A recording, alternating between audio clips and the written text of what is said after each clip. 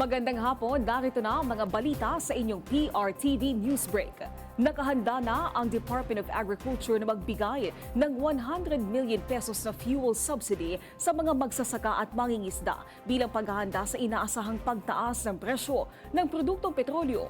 Sinabi ni DA Assistant Secretary Arnel de Mesa, patuloy nilang sinusuri ang posibleng epekto ng tumitinding tensyon at labanan sa gitnang silangan sa presyo ng langis sa pandaigdigang merkado. Dagdag pa ng opisyal na babahala ang kagawaran sa maaring pangmatagalang epekto ng naturang krisis sa sektor ng agrikultura at pangingisda na lubhang umaasa sa produktong petrolyo. Dagdag pa niya na download na sa ahensya ang pondo at nakahanda na itong ipamahagi sa mga kwalipikadong benepisyaryo sa sandaling ipatupad ang programa.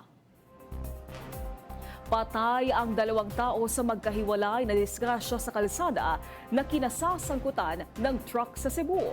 Alamin natin yan sa report ni Clark Pasuit. Dead on the spot ang angkas ng isang motorsiklo matapos masagasaan ng wing van sa bayan ng Danao, Cebu noong Lunes ng hapon. Kinilala ang biktimang si Vanessa Lauro. Sa inisyal na investigasyon ng mga otoridad, binabaybay ng motor at wing van ang southbound lane ng National Highway. Pagdating sa pinangyarihan ng insidente, nawalan umano ng kontrol ang driver ng motorsiklo na si alias Mary at nagpagewang-gewang sa kalsada. Tiyempo namang dumadaan ang wing van kaya't nasagasaan ang dalawa, ngunit napuruhan ng angkas na si Vanessa habang kritikal naman ang driver ng motor. Nasa kustudiyan na ng Danao City Police ang suspect. Inaalam pa kung magsasampa pa ba ng kaso ang pamilya ng biktima. Samantala sa bayan naman ng Talisay, patay rin sa disgrasya ang 1 taong gulang na bata matapos magulungan ng truck. Sa CCTV video, makikita ang isang dump truck na nakaparada sa gilid ng kalsada. Iniwasan ito ng motorsiklo na minamaneho ng ama ng biktima habang angkas ang asawa nito na bitbit ang kanilang 1 taong gulang na anak. Maya-maya pa, nang umabante ang truck, tila nataranta ang driver ng motor na napagitnaan ng 2 malaking truck saka natumba. Dahil rito, nabitawan ng nanay ang kargang anak kaya't pumailalim ito sa dump truck at nasagasaan. Hinahanda na ang kasong isasampa laban sa driver ng dump truck. Mula sa Cebu, Clark Pasuit ng PRTV News, nagseserbisyo para sa Pilipino. Samantala, lalaking bibili ng bigas patay ng pagbabarili ng 3 sospek habang namatay naman ang isang retiradong pulis ng masabugan ng dalang granada. Alamin natin yan sa report ni Noreen Igonia.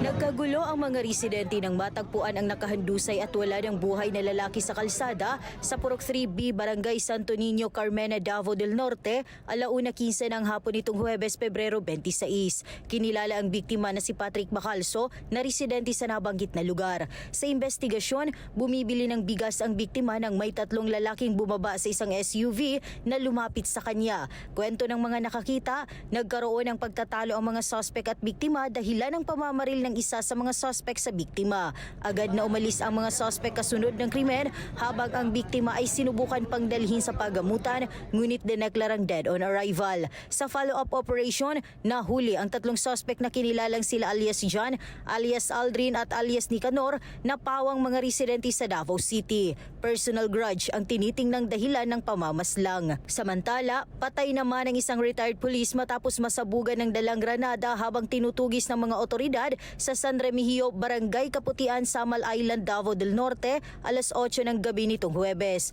Kinilala ang namatay na si Edwin Malinaw na residente sa naturang lugar. Nauna nang inireklamo ang suspect dahil sa pamamaril nito sa nakaalitang pamangkin na natamaan sa paa kaya nerespondihan ng mga otoridad.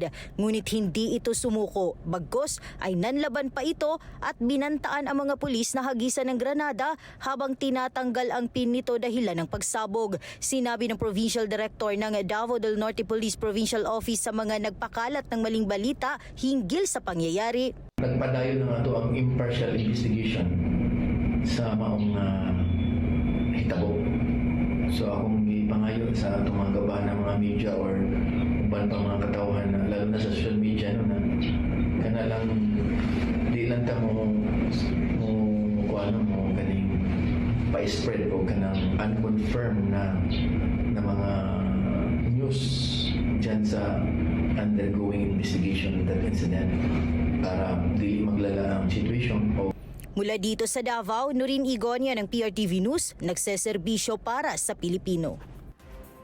Sa police patrol car na inabutan ng panganganak ng isang ginang na ilang oras na naghintay ng masasakyan papunta sana sa Provincial Hospital sa Moncayo, Davao de Oro, nagbabalik si Nurin Igonia.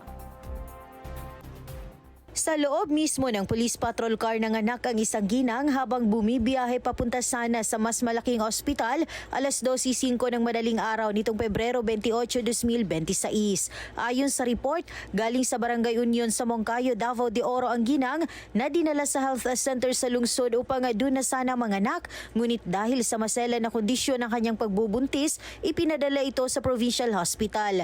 Ayon sa Moncayo Municipal Police Station, naghintay ng ilang oras ang ginang ng masasakyan. Ngunit nang walang dumating, nagpatulong na sila sa nagpatrolyang pulis. While nakapark yung ating patrol car, nagkakandak ng visibility patrolling doon sa area, biglang lumapit yung isang residente na accordingly may manganganak na mama na kailangang itakbo sa health center.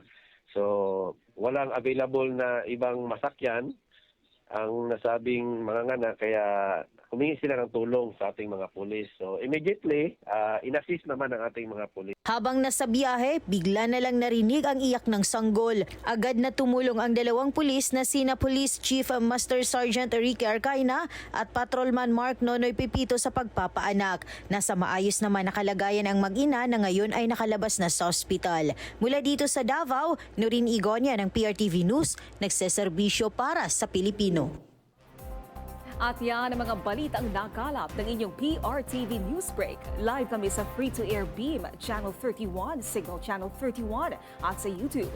Tumutok din sa aming social media accounts sa Instagram, Facebook at TikTok sa @PRTV Prime Media. Ako po si Naomi Tiburcio. Magandang hapon.